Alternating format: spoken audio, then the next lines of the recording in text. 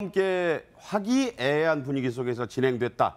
이렇게 발표된 문재인 대통령의 취임 후 첫 여당 지도부 만찬.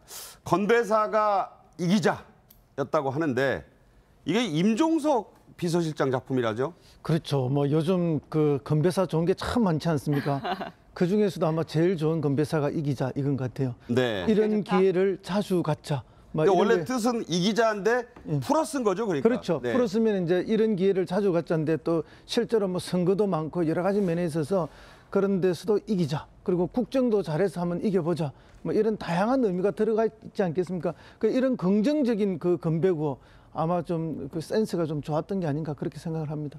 네. 네, 자. 아까 말씀하신 것처럼 이기자라는 그 건배사로 시작한 어제 회동.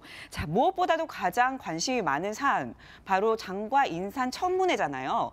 근데 이 자리에서 문 대통령이 이런 얘기를 했다고 합니다. 보시면요. 네. 자, 흠결 없이 100% 완벽한 사람은 없지만 최선을 다해서 국회를 설득하겠다라는 얘기를 했습니다. 자, 국회를 설득하겠다. 지금 논란이 있는 후보자들 많지 않습니까? 네. 이 와중에 반대는 있지만 국회를 설득하겠다. 네. 무슨 뜻일까요? 지금 이제 김인수 헌재 소장, 그다음에 김상조, 강경화 후보자 가지고 지금 대치가 여의도에서 이제 일어나고 있는 와중에 이제 처음으로 당청 회의를 했습니다. 만찬을 했는데 어쨌든 지금 뭐 문재인 대통령 입장에서는 빨리빨리 지금 당뇨들이 임명되면서 정권이 정상적으로 운영되기를 바라는 마음은 가장 간절하지 않겠습니까? 네. 하지만 현실적으로 지금 그 야당의 어떤 반대에 막혀 있기 때문에 이 돌파구를 찾는 첫 번째의 어떤 스텝으로 민주당 그 간부들과의 만찬을 통해서 이제 국회와 소통을 하겠다는 뜻인데 네. 어쨌든 지금 이 국면에서 가장 애가 타고 목이 마른 분은 뭐 문재인 대통령 아니겠습니까? 어쨌든 국회와의 소통을 강화해야 되는데 저는 뭐 어제 그 여당과의 소통도 좋지만 야당하고도 좀 직접 대통령이 이 좀 그 사과할 부분은 사과를 하고 5개의 원칙이 있지 않습니까? 네. 그 진솔한 소통들을 좀 하면서 야당이 뭔가 좀 국정에 협조할 수 있는 공간도 좀 열어주는 노력이 후속적으로 좀 필요하다 이런 생각이 듭니다. 자, 이 만찬의 주요 주제였던 것인데 오늘의 첫 번째 주제를 살펴보도록 하겠습니다.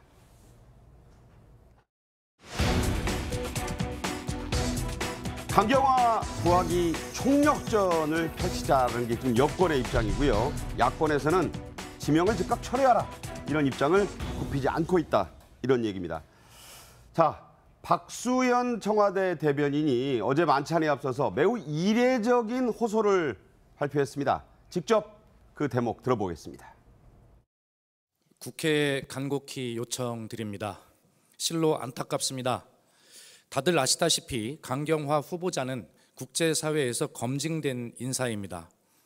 그는 간곡히 요청드린다. 뭐 아주 이런 표현을 쓴 것도 이례적이고 저게 이제 만찬 직전에 나온 또 호소문이었다는 점에서 그렇죠. 이게 이제 강경화 구하기다. 언론들 그렇게 쓰고 있어요. 그렇죠. 네. 아마 이제 대통령이 저렇게 발언하셨다고까지 얘기를 했어요. 그러니까 대통령이 얼마나 간절하게 강경화 후보자의 청문 보고서 채택을 바라고 있냐 하는 부분들을 국민들에게 호소드리고 또 여야 의원들에게도 그런 표현을 쓴 거라고 저는 생각이 들고 이제 문제는 뭐냐면 강경화 후보자가 이제 외교장관 후보자인데 한미 정상회담이 얼마 남지 않은 상태에서 지금 만약 강경화 후보자 청문 보고서 채택이 안 될 경우에는 결국 이제 윤병세 외교장관이 함께 가야 되는 상황이 되지 않습니까? 네. 그런 부분에서 이제 상당히 곤혹스러운 부분이 있는 것이죠. 그렇게 하고 싶진 않은 거죠. 그렇죠. 그러니까 이제 한미 정상회담을 해야 되는데 본인이 임명한 장관이 아니라 전임 대통령이 임명한 장관과 함께 가는 것이 국민들 보기에도 그렇고 또 실제 그 카운터 파트너인 미국 정부 입장에서도 상당히 실질적인 대화를 하기가 어렵지 않겠습니까? 네. 그런 상황이라고 보면 이제 문재인 대통령 입장에서는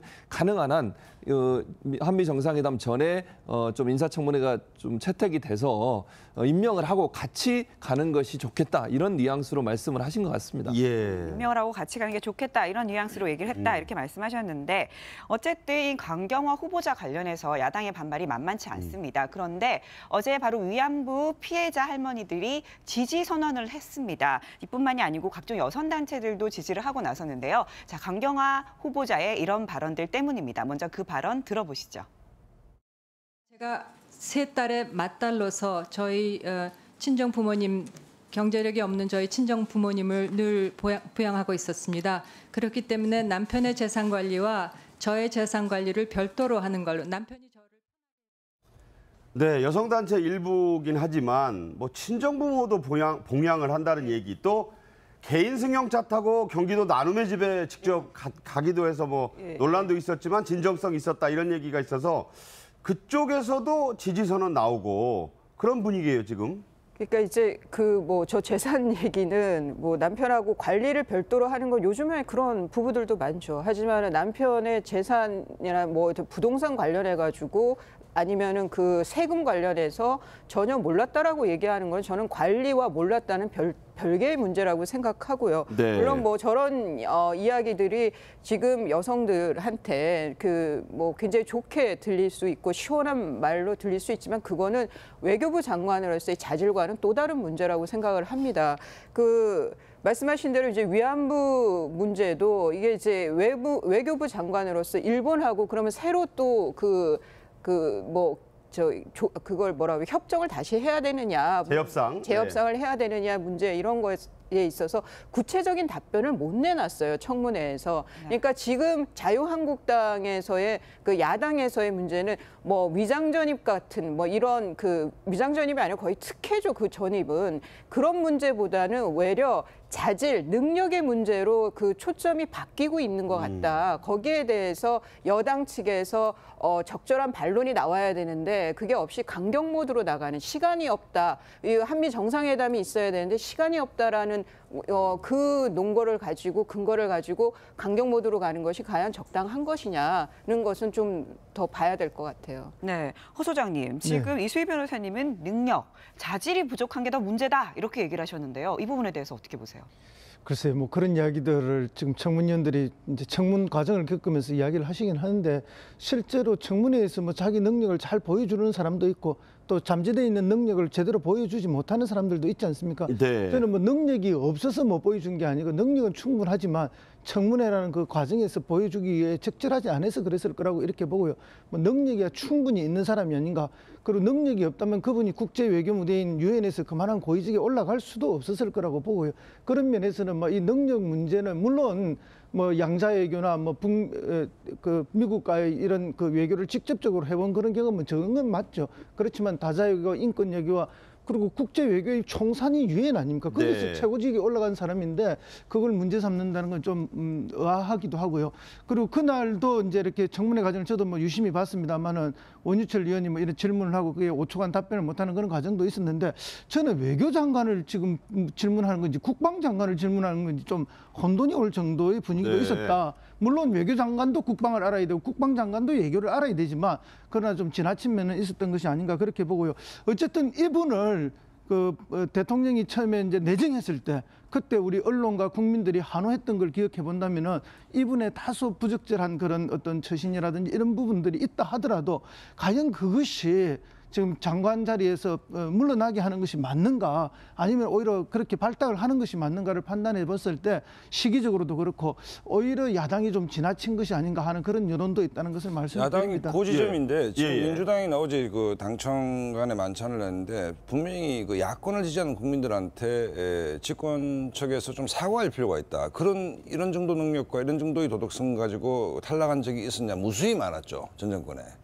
비일비재했습니다. 이거 더 약한 문제를 가지고 네, 있기 네. 때문에 과거 우리가 야당했을 때의 어떤 그 잣대가 지금 집권하고 했을 때 적용이 안 된다는 문제에 대해서 최소한 민주당이라도 맨날 그 한국당이나 바른정당하고 얼굴을 맞대고 있지 않습니까? 그렇다면 네. 거기도 진솔하게 내가 지난 여름에 한 일은 좀 심했다라고 인정하고 예. 그다음에 이제 좀 도와달라고 해야 예, 되는 예. 것인데 이 사람은 아무 하자가 없다. 어떻게 하자가 없습니까? 아니, 그런 말은- 하자는 모습이 많이 드러나는 것이고 그다음에 아까 그 위안부 할머니 문제나 여성단체 문제는 강경호 후보자가 여성부 장관이나 보훈처 장관이면 난 충분히 일리가 있다고 생각합니다. 네. 그런데 이제 외교부 장관 후보자 아닙니까? 외교부 장관 후보자인데 기본적으로 일본과 얼굴을 맞대고 위안부 전 정권이 물론 잘했든 못했든 국가 간의 협정 문제를 재협상을 해야 될 문제인데 그 위안부 할머니의 나눔의 집을 방문했다는 것이 아름다운 예의이긴 하나 외교부 장관 후보자로 적절한 것인가는 또 다른 문제겠죠. 자, 근데 사과 그 말씀 문제를 예. 잠시 말씀드리면요. 예. 아니 비서실장이 맨 처음에 사과를 한번 했지 않습니까? 그리고 대통령이 연이어서 사과라는 말만 안 했지 사실상의 사과인 국민과 야당의 간곡한 양해를 구한다는 또 사실상의 사과도 하지 않습니까? 네. 근데 계속 사과만 해라라고 이야기를 한다면은 그럼 뭐 어쩌자는 말입니까? 네, 네. 그 질문을 한번 드리고 싶습니다. 아니, 사과라는 뜻은요. 받는 측에서 사과로 인정돼야 사과인 거지. 예. 사과로 했다 해서 사과가 그건 사과가 아니죠. 두 분 간의 논란 자체가 네. 지금 현재 분위기를 대변하는 거 아닌가 싶은데 60년 외교부 역사상 최초의 여성 또 비고시 이런 상징성과 함께 아까 저희 채널A 정치부가 말할 때 부적격하다. 그야말로 자격이 없다. 이런 논란도 있습니다. 그래서 전병헌 대통령 정무수석이 국회로 가서 야권 대표들을 좀 만났는데 먼저 정우택 자유한국당 대표권한대행 겸 원내대표는 이렇게 말합니다. 강경화 후보자는 위원들의 질문을 받아 적기 바빴고 외교부에서 전달한 메모나 쪽지를 겨우 읽는 수준이었습니다. 답답하고 한심하기 짝이 없었던 것은 비단 저만의 느낌만은 아니었을 것입니다. 네, 정 원내대표는 뭐 설사 외교 장관이 된다 하더라도 뭐 얼굴 마담 이런 거 좀 지나친다 싶을 만한 비판까지 했는데 어떻게 보셨어요? 좀 지나치죠, 그거는. 그러니까 강경화 후보자가 갖고 있는 개인적인 능력 자체를 완전히 무시하면 안 되는 거잖아요. 그분이 물론 어느 부분에서 좀 부족할 수는 있지만 그 뭐 얼굴 마담 정도라고 이겨버리면 그분이 유엔에서 했던 여러 가지 활동들이나 지금까지 그분이 갖고 있는 커리어를 자체를 무시하는 거니까 그건 좀 지나친 발언이고 질문을 받아 적는 건 받아 적어야죠. 혹시나 잘못 질문 오해할 수 있으니까. 정확히 답변하기 위해서. 만약에 누구든 그 자리에 가면 질문은 당연히 좀 적고 메모를 하고 그 메모를 보면서 답변을 하는 거니까 다만 이제 답변하는 과정에 주는 메모를 읽었다고 하는데 그 부분은 뭐 그렇게 볼 수도 있을 것 같아요. 그러니까 그런 부분들은 또 본인이 100% 지금 와서 준비하는 기간이 그렇게 길지 않았기 때문에 모든 외교 업무를 다 파악하기는 힘들죠. 그러니까 본인이 전문적으로 했던 외교 업무는 잘 알 수 있겠지만 우리나라의 국내 사정과 연관되는 외교 업무 같은 경우는 중요한 업무들은 다 알겠지만 디테일한 부분들은 좀 없는 부분이 있어서 그 부분을 도움을 받는 것은 뭐 그럴 수 있다고 보고. 몇몇 대목에서 뭐 그 당 보고서 이런 대목이 좀 나와서 그렇죠. 보고 읽는다는 논란은 조금 있었어요. 있을 수 있죠. 뭐 그건 뭐 충분히 있을 수 있다고 봐요. 그러나 이제 강경화 후보자가 전체적으로 외교부 장관으로서의 그 자질이나 능력을 갖고 있느냐 하는 부분들을 좀 봐야 되고 저는 개인적으로 갖고 있는 어떤 뭐 해명하는 가운데 거짓말 논란 이런 부분들은 비판받아 마땅하다고 생각해요. 그러나 이제 그분이 갖고 있는 어떤 외교부 장관의 자질과 능력에 대해서 검증을 조금 더 깊이 했으면 좋겠다는 생각은 듭니다.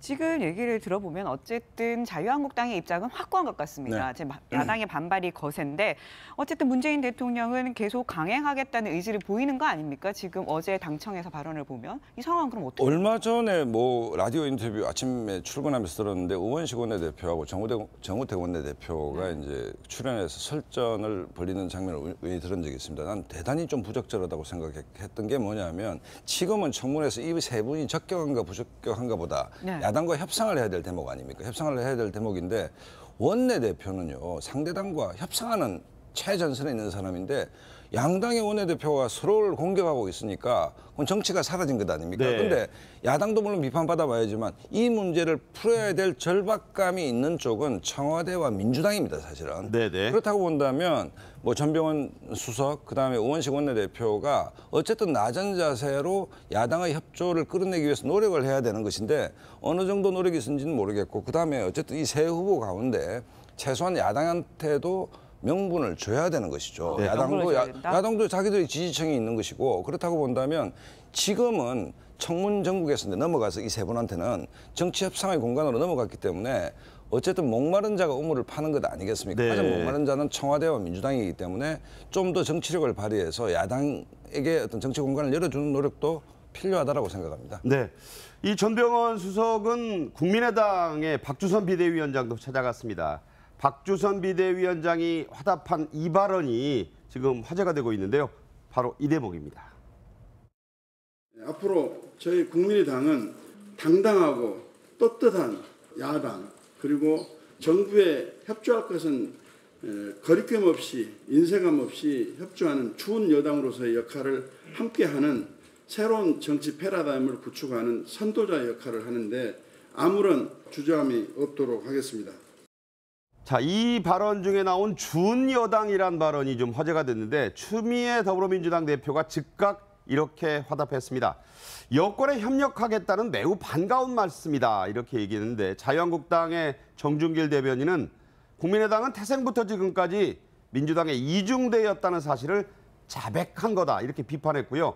박지원 전 국민의당 대표는 그 이중대 발언은 바로 국민이 바라는 시대 정신에 따라 국민의 이중대가 되어야 한다는 말이다. 이렇게 해서 이게 화제가 됐네요. 그러니까 이게 준여당하고 이중대하고의 이 어감 차이가 너무나 큰 거죠. 준여당이라고 하면 네. 여당에 준하는 거면 우선은 좀 혜택이랄까요? 지위가 여당급이라는 거고 이중대가 되면 이제 그냥 무작정 쫓아가는 거고 뭐 좀 종속적인 관계가 되고 그런 건데 근데 이게 뭐 다르고 다른데 굉장히 그 어감 차이뿐만 아니라 실제 준여당으로서의 국민의당이 간다라고 하면은 여당이나 청와대에서 줘야 되는 게 있는 거잖아요. 네. 그러면은 그야말로 뭐 민주당과 국민의당 사이 안에서는 뭐 연정 비슷한 게 그러면 가능한 네. 건지 그런 뜻의 준여당이라고 말씀하신 건지도 궁금하고 뭐 하지만 자유한국당 입장에서는 민주당 이중대로 비칠 수밖에 없는 거죠. 저렇다 그러면. 그런데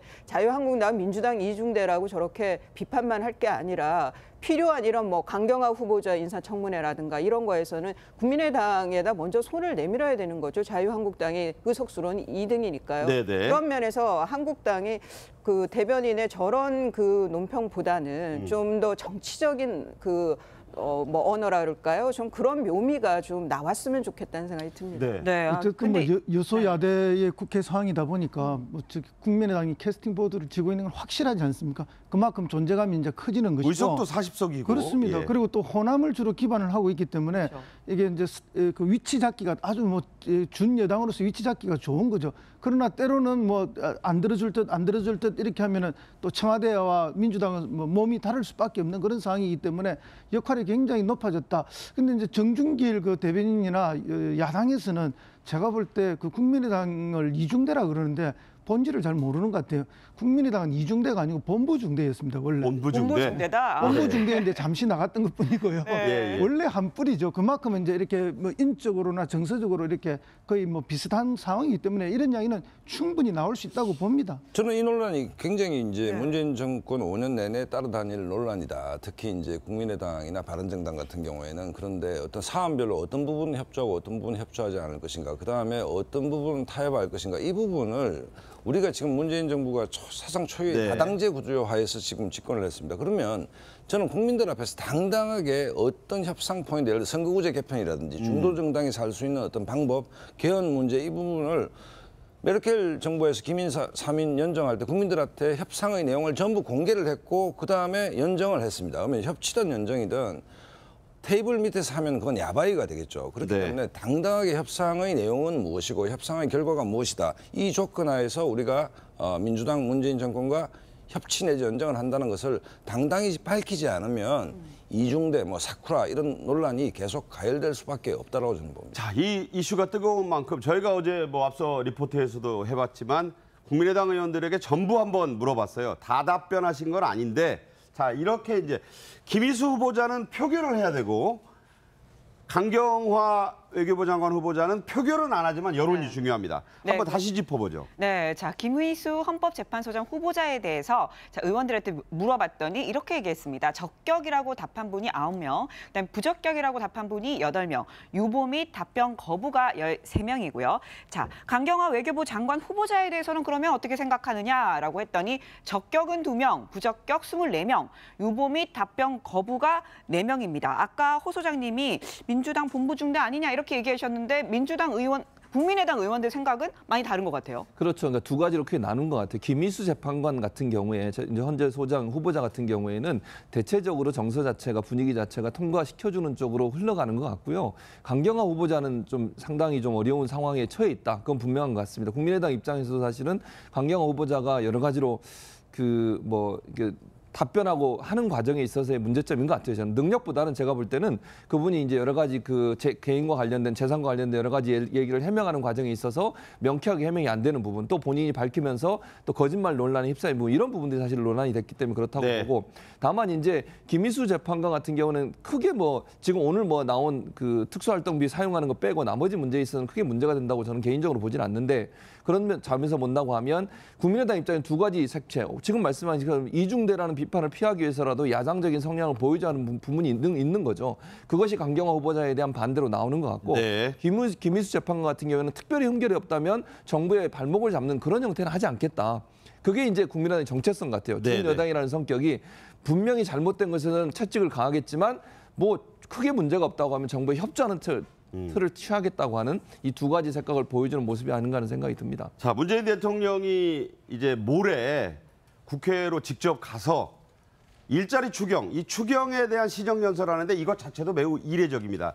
이게 이제 일자리 추경 문제뿐만 아니라 이 문제를 이 실타래를 풀기 위한 야당 지도부 설득까지도 포함되어 있을 것으로 보이는데 주목이 됩니다.